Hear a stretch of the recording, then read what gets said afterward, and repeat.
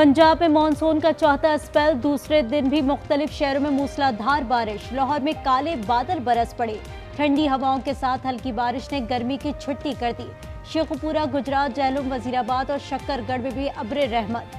बारिश के बायस मुतादिद feeders trip करने से बिजली की फराहमी मुअत्तल। मलका कौसार मरी भी तेज हवाओं के साथ तेज बारिश।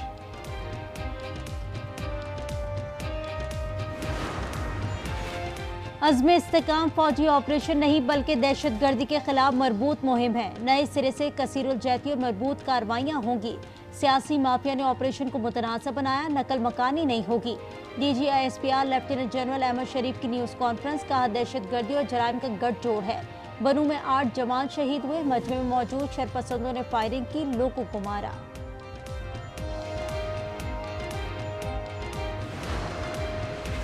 जिले दीर में पाक अफगान बॉर्डर पर दहशतगर्दों की दरअंदाजी की कोशिश नाकाम। फोर्सेस की फायरिंग से 3 दहशतगर्द हलाक।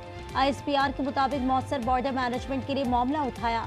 अफगान हुकाम दहशतगर्दों को अपनी सरजमीन के इस्तेमाल से रोके।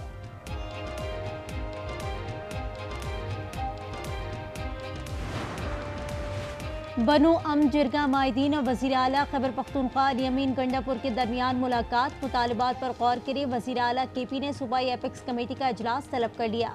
इजलास में जिरगे के तमाम मुतालिबात सामने रखे जाएंगे।